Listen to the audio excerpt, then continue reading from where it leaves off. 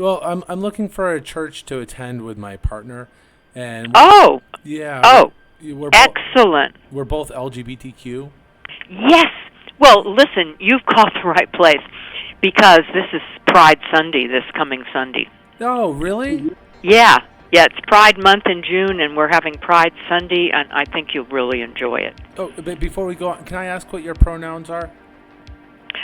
Mine? My own? Mm-hmm. Correct. Oh, she and her. Oh, thank you. Yeah. I'm they, them, and my name Good. is Letitia. My partner, though, this is where it gets a little tricky. So, yeah, I don't know how acceptant you guys are. They're a practicing, this is going to come off strange, but they're a practicing Satanist. I'm not. But I want to still take them to the church. Is there any way that they would still be allowed to enter the building? Everyone is allowed. Okay, and even Satanists, because you guys are inclusive, right? Very. Okay. And there's no restrictions at all. I'm so glad you called, and you called at just the right time. Do you know where we're located? No. What's the address? It's right on Route 1 as you come into Camden. Okay. And where are you approaching from, north or south? South. Well, if you come through Camden, then it's as you're through the downtown part and just heading up the hill by the stop-and-go gas station. That's a big white church with a huge spire. It's right on Route 1, 55 Elm Street.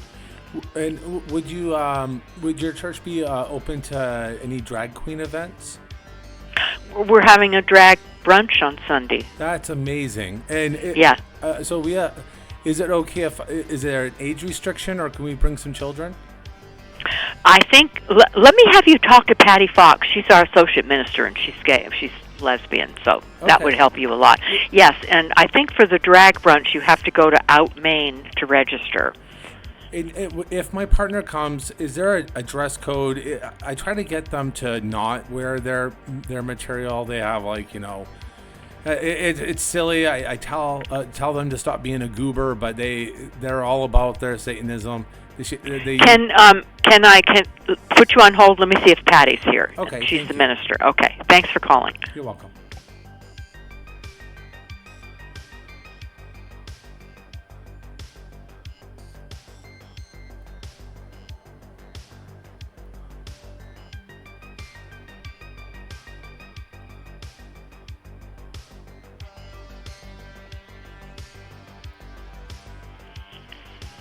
Hi, this is Patty. Hey, Patty. Hi, my name's Letitia. My partner and I are both LGBTQ, and I just spoke to that wonderful woman. They were she, they. And we were wondering, I did have a few questions. She mentioned that you're going to be doing a drag queen event. Yeah, this Sunday. So this Sunday is what we're doing for our Pride Sunday. We have a guest preacher, Reverend Ben Perry, who's openly queer and has been a clergy in New York City and has moved up to Camden, and he's going to preach for us Sunday. And then after service, we're providing the space. We're not actually organizing the event, but there is a drag brunch in our church building that afternoon. That Out Maine, it's a fundraiser for Out Maine, but a group of local people are organizing it. And then after that, there's another event happening. There's a concert at 4:00 of a songwriter singer who is also queer, and that's at 4:00. So it's a full day of things on Sunday. Full day of queer. I love it. I did have a few questions. Is there an age restriction for the drag queen brunch? No. Okay. No. Awesome. They were told for it to be kid-friendly in case any kids are there. Are you thinking about young ones, or? Yeah, maybe. We're actually new to Camden, and we also we moved from out of state, from Connecticut. So I'm a practicing Christian, but my partner, this is where it gets a little tricky. They're a practicing Satanist, and I always tell them that they're being a goober, and I think they're just being rebellious. You know how that is. Is there any restrictions of attire? So if they have like upside down crosses or pentagrams, can they still attend but just be, There's no restrictions on dress or dress code. They might stir some people's questions or make some people uncomfortable. That's a possibility. Is that okay though? I think that's depending on how blatant it is. You know what I mean? Just necklace and earring. Some people won't even know what it is. Yeah, so. They're not going to be drinking blood in the. Well, the funny thing is, I'm sorry. Tell me your name again. Letitia. Letitia. The funny thing is that one of the drag performances is a vampire-based drag bit, and so we had a back and forth just about this is. I don't care. I watch a lot of horror. I'm fine with that, but I asked them to please make sure it was not demonic, because of the space it's in, and they promised that it was more camp. It's more campy, more dramatic, funny. But so that's going to be one of the, a part of one of the performances, and that's why I love it. It's funny that's something that comes up. So in terms of your partner, as long as it's not, as long as they're not, sort of there to no antagonizing. Right. That kind of thing would be a problem. But if they're just there to be with you, and that's fine. Yeah. And do you have any other information about the church? We're so excited. I called up randomly and I did not expect. That's moving funny. to Maine. Yeah, moving to Maine. I'm like, this is going to be impossible. I knew that Maine. Right. There was some churches of Pride, but they were mostly based out of Portland, and right. That's a long drive. That's right. So, excuse me. So, my partner, I'm she/her, and my partner is she/her, and we moved here 2 years ago. So I'm new to the area, pretty much as well.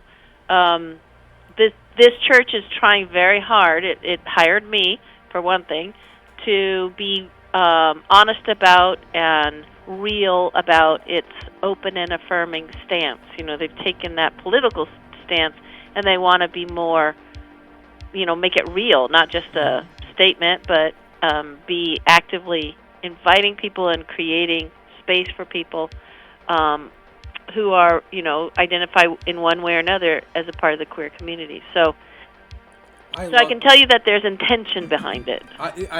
And that's the thing is, I went on to the website that lists the Pride churches, state by state. You guys weren't listed, and I'll get the website. Oh, that's interesting. Yeah, and so that's why I was just kind of calling around to find one. But yeah, I mean, this is absolutely wonderful. I just didn't expect to find it in Camden. Maybe Camden's more progressive than I thought. So I don't live here, so I probably don't know as much as someone who lives here would know. I think that they want to be. Yeah. I think they want to be. I don't know that they actually are, but I think that they want to be. And there's pockets, there's pockets within even the town, certainly within Maine. Like if I live in Union, so as you drive further outside of this area, you start to see the signs. You see you see signs up. So it depends on where you're at. But our son is trans, and he's attending school down in Portland, and he loves Portland because it's a little bit more progressive, or at least more diverse than it is up here. So there's always, and it's not too far. So it's a place that you can go. I actually think it's beautiful that you guys are taking a political stance. Do you fly any Pride banner or anything, or the flag? So we have. I'm so glad you're asking, because then I can share this with my leadership team. I have as a curtain in my office a Pride flag, because I wanted to fly a Pride flag. And we have a banner on the front of the church with a rainbow background that says a lot about what it means to be church in terms of being involved with refugees and being involved with people who are in need and being welcoming to all and all that. Yeah. And the sign on the sign, our formal sign for the church is a UCC. We're the United Church of Christ. We're in that denomination. It's one of the emblems they use. It's a comma, but the whole thing is rainbow, and the idea is that God has not stopped talking yet. Yeah, I love it. There's a comma there, not a period. So, and I sit on the board of Out Maine, and I asked them about this. They're going to be giving us a flag so that I can take it to the leadership and say, this was given to us by our partner organization. Can we fly it? So some people, I think, are a little nervous about flying the flag, but okay. I'm trying to, right? It's seen in little places, and it's going to be out there eventually. Yep. So my partner and I are both pretty strong advocates for like socialism and democratic socialism. Do you guys at least do anything to do anything that's a little more progressive in that area? So I happen to oversee our Justice and Witness Ministries program, and we're building momentum around advocating on 4 platforms right now, but it doesn't mean that we might not add to those areas. And those areas include queer rights, Wabanaki rights, gun violence prevention, and anti-poverty. And so we've been doing a lot of education and training around those with the church members and community members who are interested in that, and taking action when we can at the State House, or at rallies, and trying to become, in similar fashion, real about our commitment to social justice. Excuse me. No, I have a cold too. I don't know what's going on. I don't have a cold. But in that regard, it comes up often matters of socialist and democratic thought, especially around poverty issues. We just finished reading Poverty by America by Matthew Desmond, and it's a great book, and it really got people fired up to be more involved in local areas of need. So I love it. I'm very impressed. I'm very, very impressed. We also have we're in the middle of trying to transition a number of things here at the church in terms of structure, which is always fun. Yeah. And we have a thrift store. We have had a thrift store for a long while, and a giveaway program for those who can't afford to pay for items. And we have a social worker who works part-time with a fund that tries to help with needs that other places are not covering, like car repair and such. And we're trying to integrate all 3 of those separate things into one ministry. So that's another example of direct action. My partner and I, we work directly with the New Mainers, and a lot of them come from like Angola and the Congo, and actually talking with them, the ones that we're able to speak with. Yeah. They believe firmly about like socialism, social justice, because they come from countries, you know what I mean? And there's a heavy focus on decolonization. I don't know if you know what that means, decolonization. Oh, yeah. I do. Yep, yeah, and like dismantling whiteness and... Yep. Yeah. And so it would be awesome if we could maybe get some of them to come down with us to your church. Sure. I'll tell you that 2 things is my former life was as a social worker, so a lot of this stuff I come at from a social worker perspective. But also the synagogue in Rockland has a new rabbi, Rabbi Lauren. I can't remember his last name right now, but I know that he is exploring establishing a program for refugees in Rockland through the synagogue. And he might be, I don't know if he's a part of New Mainers or who he's doing it with, but I have an appointment with him next week to talk to him about it. But he's brand new, and this is something that's close to his heart. So, and they're gonna, and like everyone keeps talking about, like we're in a lot of different democratic socialist groups. The New Mainers are key and essential for us to transforming Maine into like the new vision. You know what I mean? Yeah. Well, in terms of social justice, I can't imagine, when you take the immigrant population out of the picture, systems fall apart. Yeah. Because they are the backbone of so many, in terms of the labor that folks are joined in or a part of. And, yeah, I can understand how that would be true. We also are working with a woman from the Maine People's Alliance. Do you know the Maine People's Alliance? Yeah, Maine People's Alliance. That's absolutely key. They're probably one of the most prominent organizations in Maine.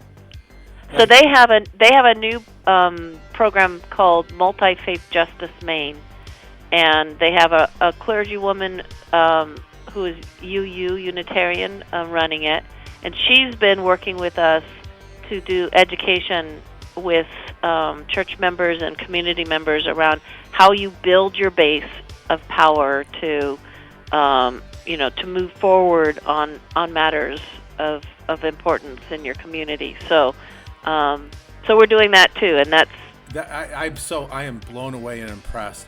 You got, and that's the thing is I've been telling everyone that the only way that we can get this social change and to bring about like socialism is it's going to require the church, it's going to require the state, it's going to require businesses and the education system and the New Mainers, and everyone's kind of under this one umbrella about maybe transforming Maine, and not just Maine, America, into adopting something that's a little bit more fair and equitable to everyone, and bringing socialism about. We're making some major ripples in Maine, aren't we?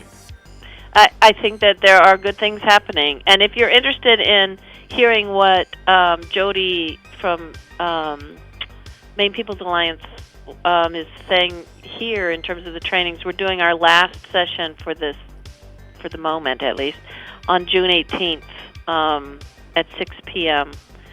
So she'll be here, and it won't matter if you haven't been to the other two, but we're going to be building on what we've been learning and looking at local issues and breaking it down, learning how to break an issue down, basically. Do you guys have any programs, or maybe even just doing it indirectly, about educating the youth that attend your church about like socialism and the benefits of that?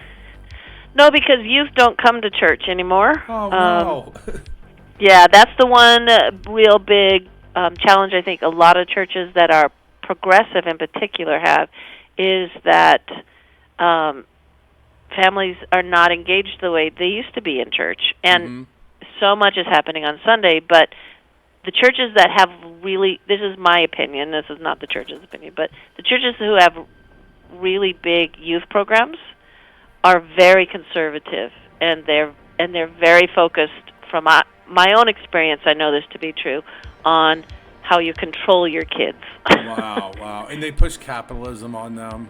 Who knows all the things they're pushing, but I think families are drawn to it because it gives them a real black and white way of looking at life, and a sense of, power, and, that they can keep their families safe and all those things. So there are some conservative churches around here with lots of kids, and fewer churches that are progressive with very many kids. So we have a handful, and we involve them in service projects, but they're not very consistent. So do you have local school teachers that attend? We do have at least one who teaches, but she's not in this school district. She's in a different school district. It's hard. Yeah, it feels like Camden's kind of like split down the middle when it comes to being progressive. Yep. And I mean, you guys are doing great work. You're definitely making an impact in the society. Hopefully, what I should do, my partner, they're a person of color, and maybe we could somehow work with you guys about getting some of the Angolans Yeah. from Congo to come down. They're they believe they're religious. They're social. They're pretty much socialists that advocate for the same things that you do. Yeah. It would be lovely to have folks down, and maybe after you've been able to come and sort of be in the community and be a part of whatever is happening that draws your attention, and we can figure out a way then to connect with the new Mainers. Yeah, and down the road, if you want, maybe I could. Would you be willing to let me teach some of your followers maybe like the intersection between like socialism and faith? We'd have to talk about it. I mean, we could see. I know that there would be some people who would be interested. So let's not go. Let's not jump too fast. I'm getting too. I'm getting excited. I thought I wasn't even going to make these calls. I was like, there's not going to be any churches. You guys weren't even listed on the Churches of Pride. There's like a national. I don't. Well, which website were you on? I got to go into my file. So there's a list of churches, and you can go by state and find out who's listed as the Churches of Pride. And generally, they'll fly the pride flag, and they stand for social justice. And I'm surprised you guys are for all that, but you're not listed. So I think that maybe you just got missed on that one. Well, and like if it were a UCC website, we would have been there. I don't know if Out Maine has a list. But I think we're listed with Out Maine as well. But it depends on the website. So I'll have to see what the website is. What is Out Maine? Out Maine's a statewide organization that serves the needs of queer youth and provides education and support groups and art opportunities to be involved in the arts and camps and a annual rainbow ball like a senior promish thing, and they have a good website. If you go to Out Maine, you'll see all of the things that they're doing to support our queer youth. So I know a lot of the youth sometimes have a hard time, especially ones that are transitioning. I have a lot of friends that are in the, you know what I mean? Does Out Maine or your church help direct them to the right places so they can go through the transitioning? Yep. That's a beautiful work from a church. I mean, what I do is I sit on the board of directors of Out Maine, and if I hear of someone who needs that kind of support, I always send them to Out Maine because they have all of the resources across the state, know where to send people. And they do have an office in Rockland.